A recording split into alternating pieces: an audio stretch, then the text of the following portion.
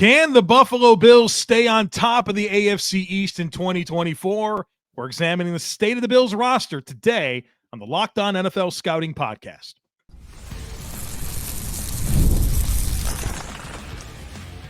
You are Locked On NFL Scouting with the Draft Dudes, your daily podcast for NFL and college football scouting. Part of the Locked On Podcast Network, your team every day. What's better than this? It's guys being dudes here on the Locked On NFL Scouting Podcast. We're the Draft Dudes. I'm Joe Marino from Locked On Bills. He's Kyle Crabbs from Locked On Dolphins. And we are your NFL experts here with you daily to talk team building across the league on the Locked On NFL Scouting Podcast with the Draft Dudes, part of the Locked On Podcast Network, your team every day. Want to issue a big thank you, shout out, and welcome to our everydayers.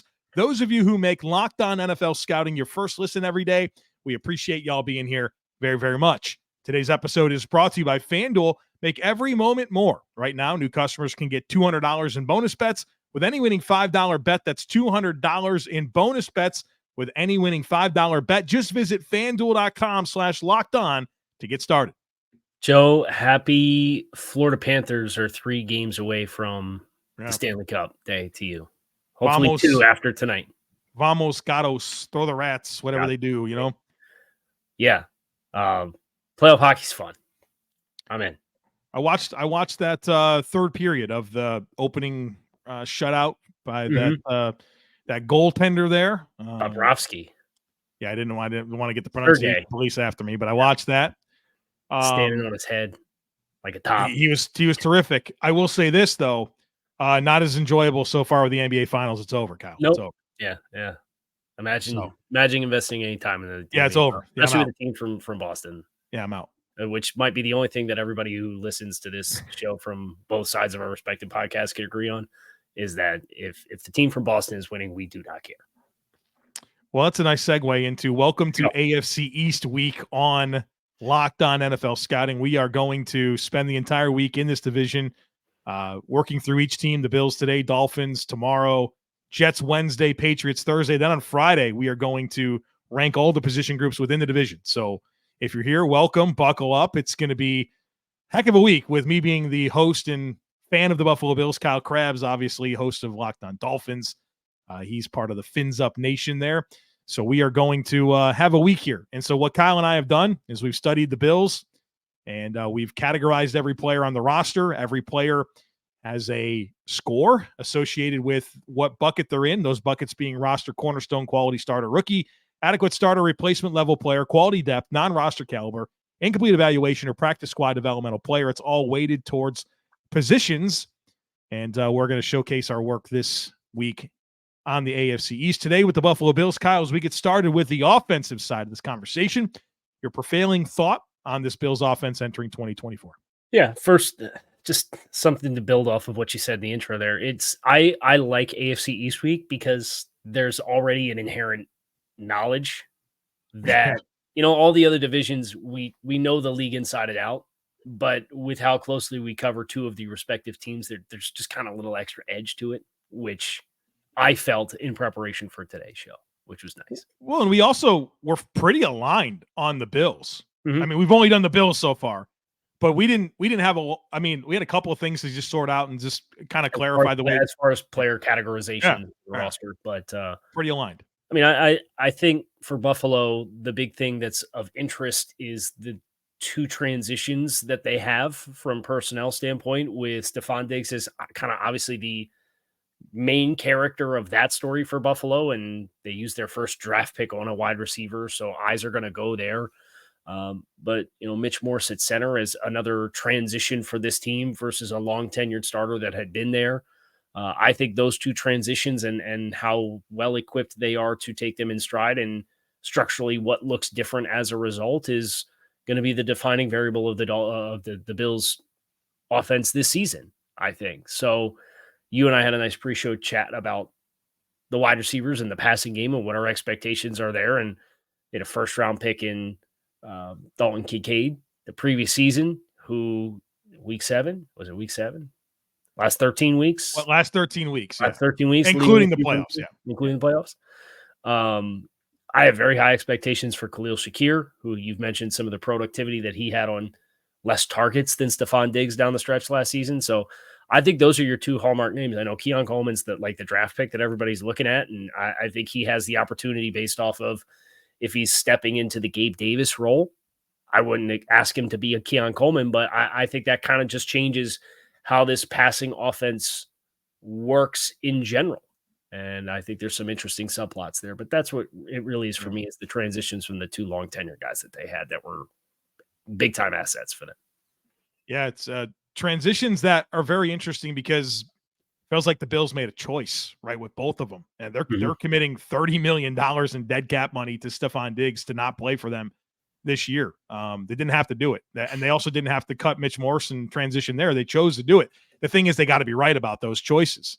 And they've certainly taken the pass catchers group in, its total, and it's more of a, all right, we're going to share the ball. And I think your primary pass catchers will be Dalton Kincaid and Khalil Shakir, who were their primary pass catchers over the last 13 weeks last season. If you go 13 weeks, Dalton Kincaid led the team in receiving. The last 12 weeks, it was Khalil Shakir. And you referenced my little nugget there about Stephon Diggs and Khalil Shakir. Khalil Shakir outproduced Stephon Diggs in terms of yards on 60 less targets from week 7 on.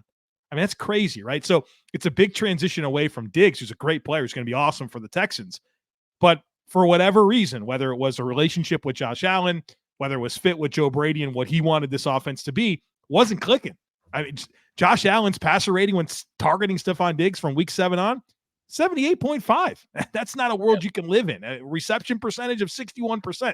You can't funnel 111 targets to a guy down the stretch and not get enough production out of it. So the Bills need to be right about their transition in the passing game to have more of a collaborative approach to spread the ball around.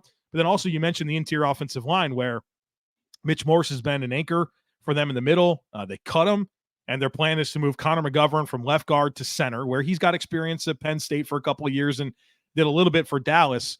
And then you're putting in David Edwards, who for the first 3 years of his career was a good starter for the Rams, but he's only started 4 games over the last 2 years, has familiarity with Aaron Kromer. He's got to be able to step into that left guard spot and kind of lock it down. You're certainly hoping for more growth from Osiris Torrance at right guard, and got a draft pick in Cedric Van Pran Granger, who I think could kind of crash the party on the interior. But what's the timeline for Spencer Brown?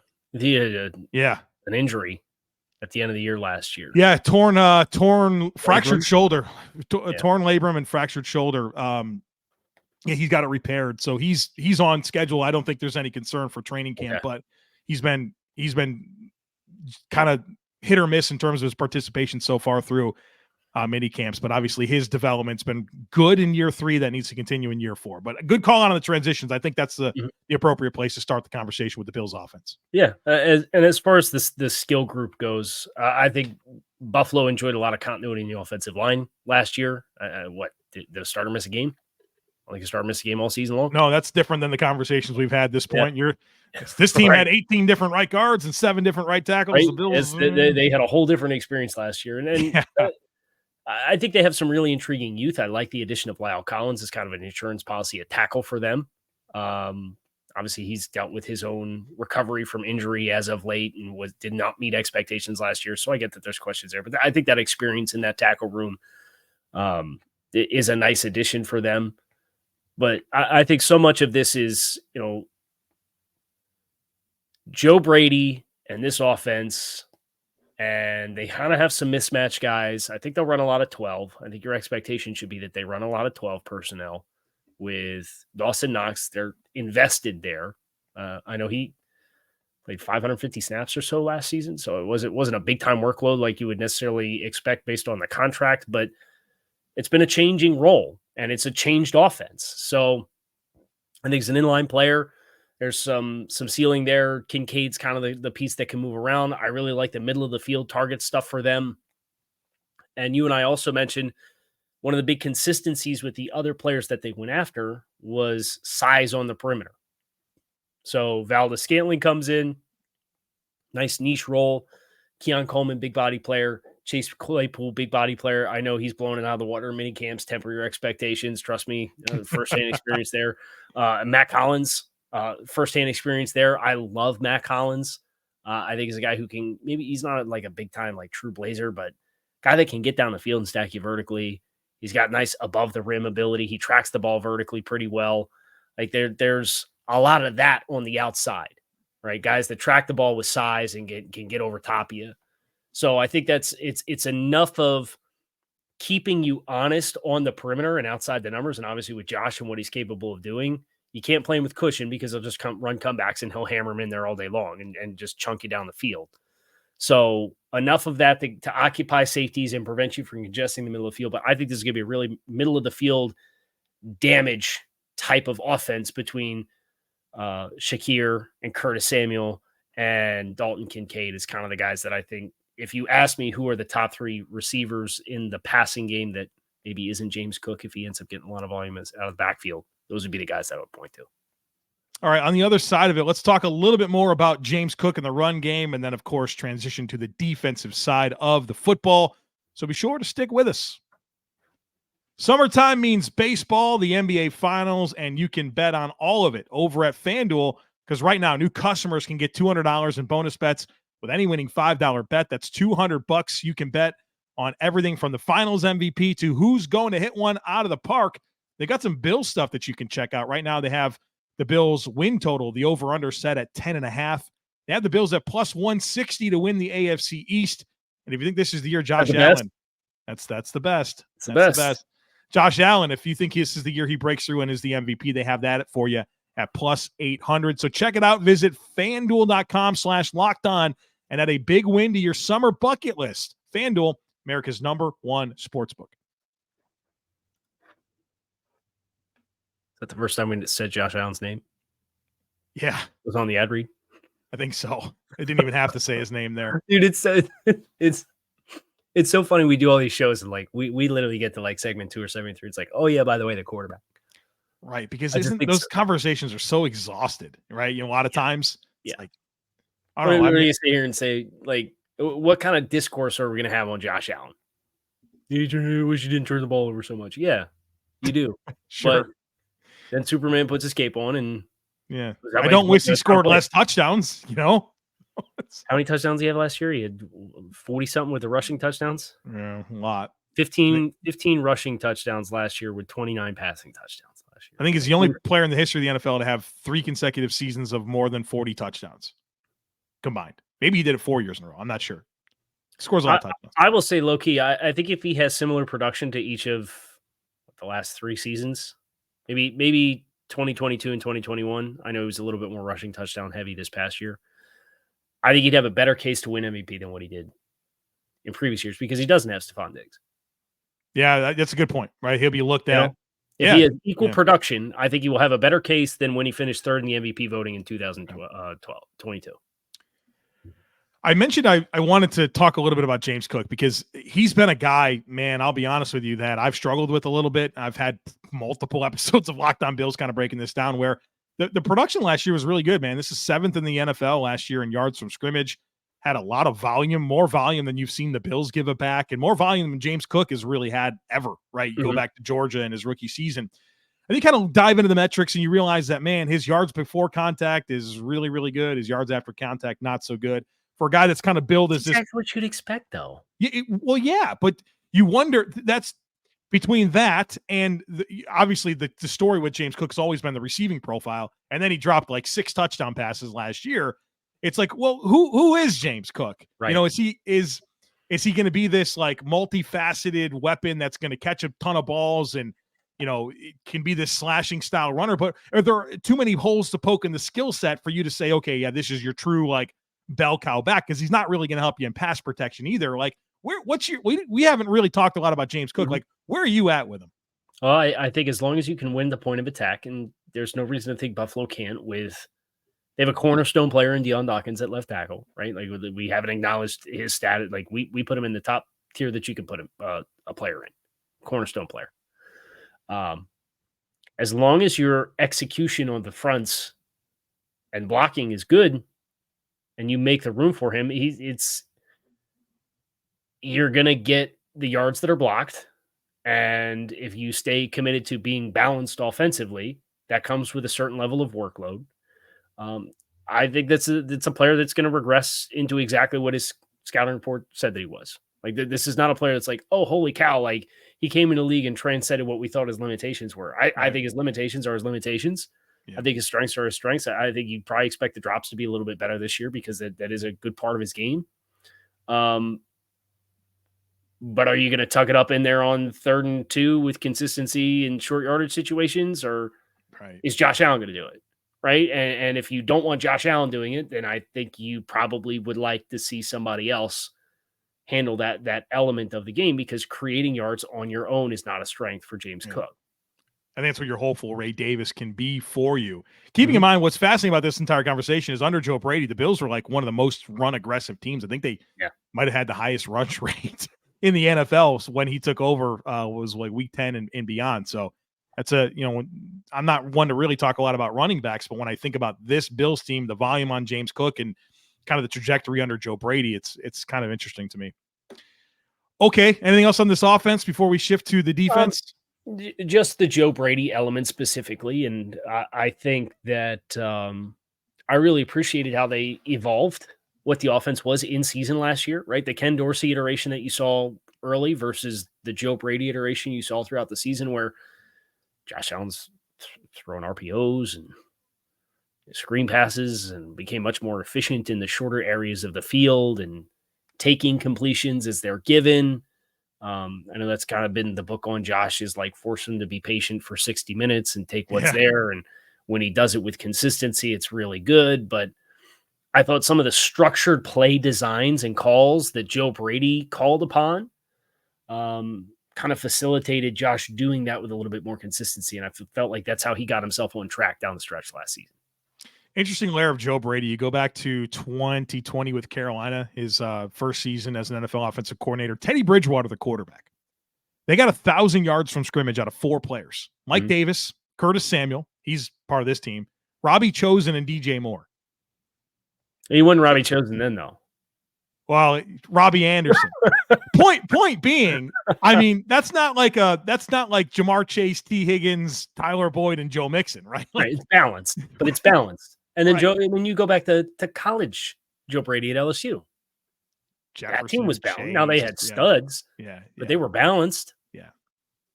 But he didn't do well. And he's the scapegoat in Carolina for Matt Rule. Yeah, I think guys don't just forget how. I'll sleep just fine at night. For Dave Tepper doing that.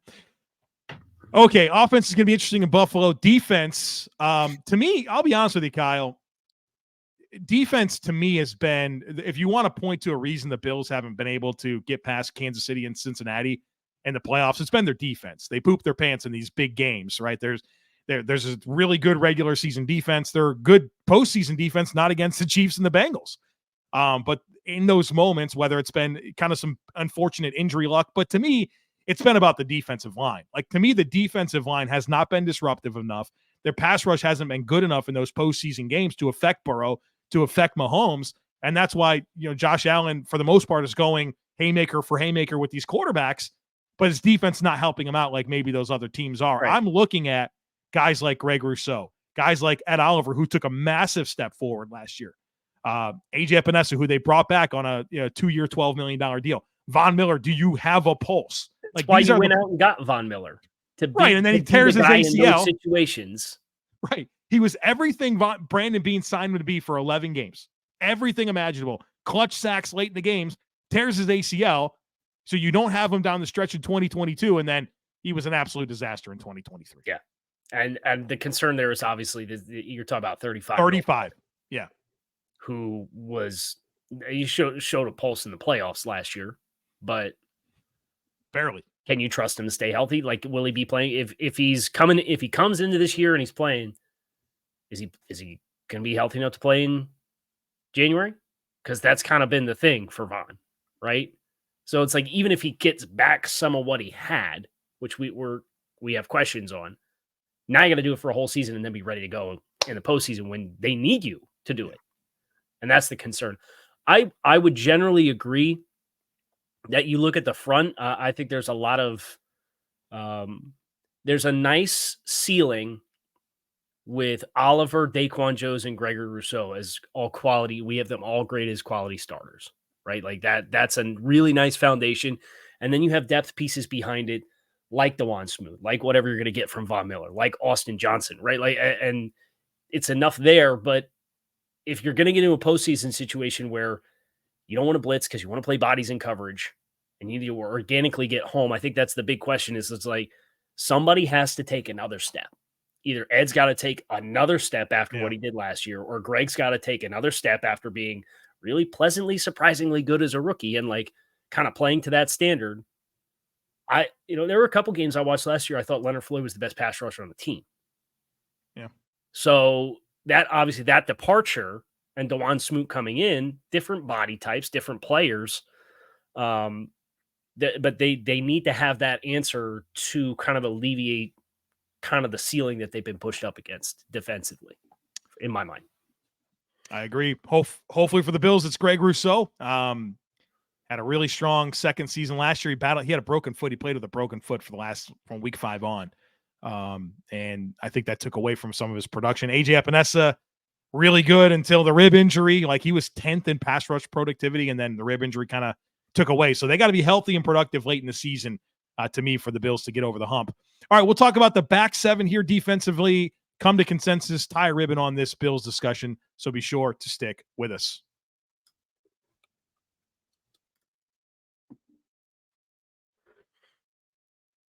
So in the back 7, Buffalo enjoyed productive play from Terrel Bernard. What a revelation he was last year, and the transition away from Jermaine Edmonds. I think that's a big win for the Bills because so much of what they did with Sean McDermott, that was kind of the identity of who they were, was they had these 2 linebackers in Tremaine and Matt Milano, and those guys were such dynamic players. And then Tremaine leaves, and you kind of have the question, and structurally they did some things differently defensively, but at its core, the middle of the field coverage between Taron Johnson as the nickel player and Terrel Bernard and then Matt Milano when he was healthy, you're expecting this very dynamic middle of the field coverage again. And I think nobody plays zone coverage and quarters better in the league for my book.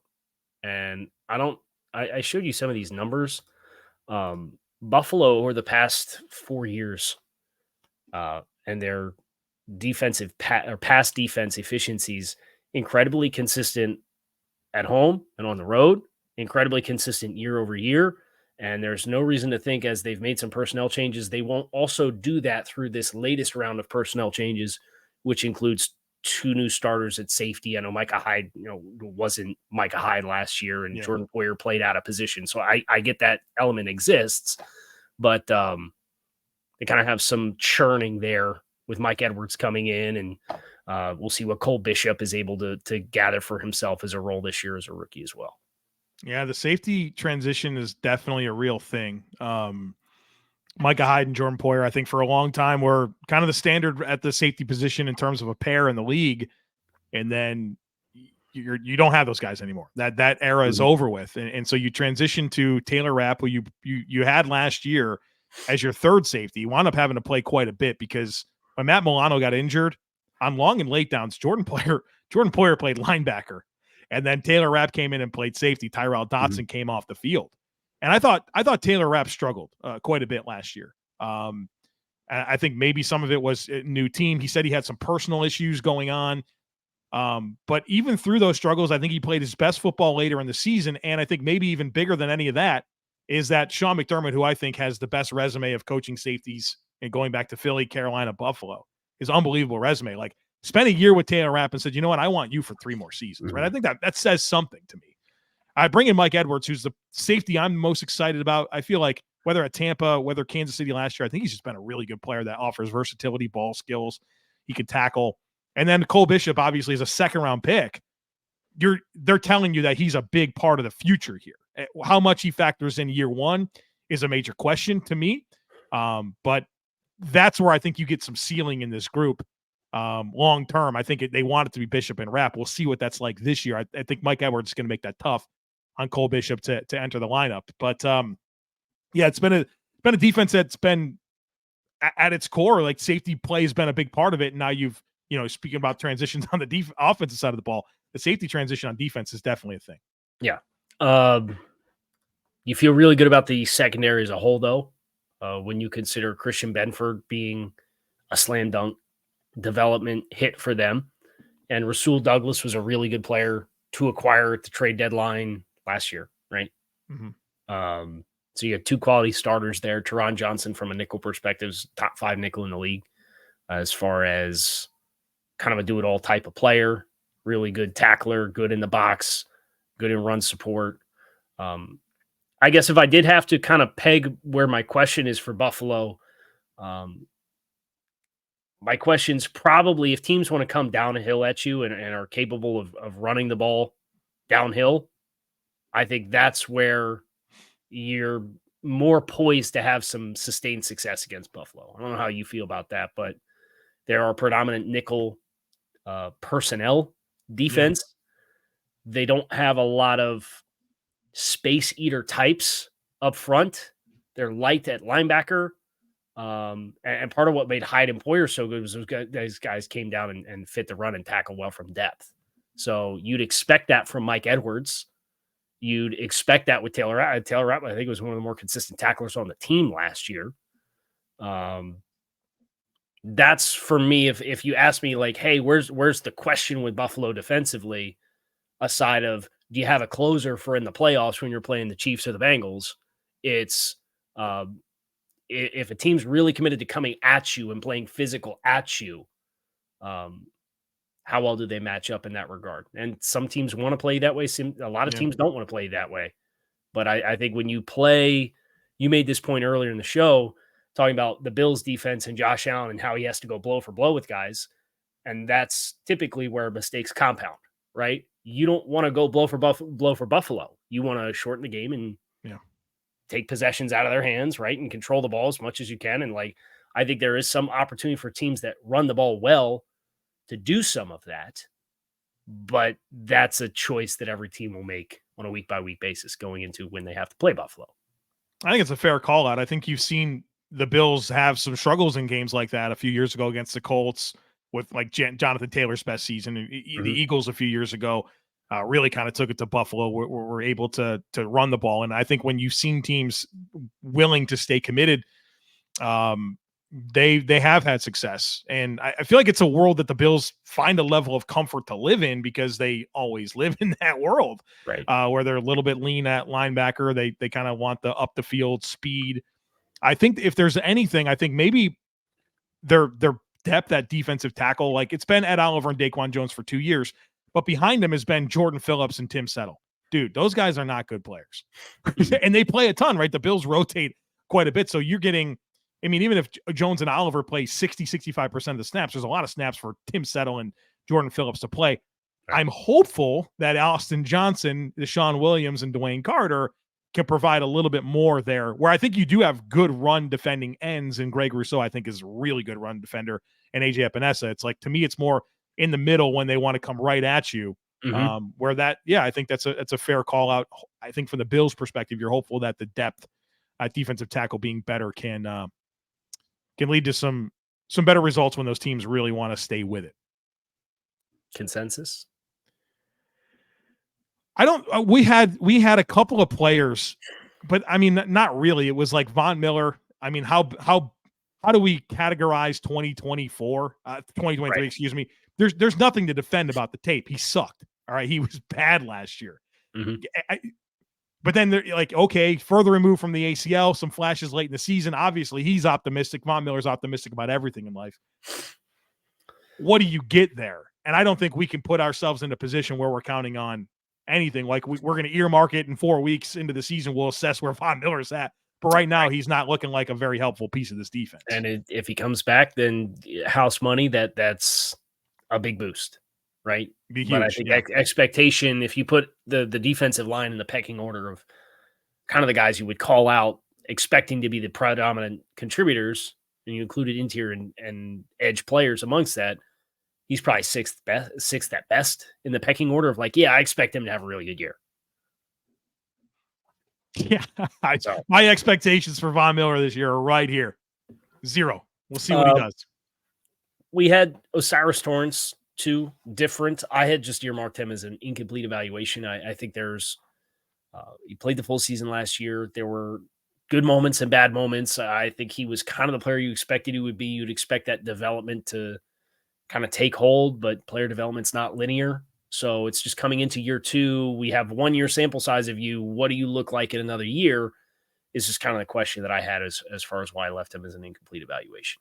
He hit a wall last year, played every snap, but definitely hit a wall down the stretch. I think part of that was volume of snaps where, I mean, I looked at his career at Louisiana and Florida. He played about 800 snaps every year, 1,300 last year for the Bills, right? That's always a big deal. But also I think throughout that, I think more tape on him got out there. And I think you saw some defensive tackles kind of learn, hey, we can stress the edges a little bit here. He'll fold in pass pro. So I think him and Cromer got to kind of tighten that up this coming season. So and that was a big contrast for me because obviously our 2 teams played in week 4 and then week 18. They killed him in week 18. Yeah, killed him. Yeah, and I thought he played well in week 4. I was like, man, he had a nice performance. And then week 18 was a totally different ball game as far as him kind of leaning and chasing, and the feet are just left behind, and probably heavy legs. Like you make a good point talking about like the snaps he played in college versus almost double that this past season. So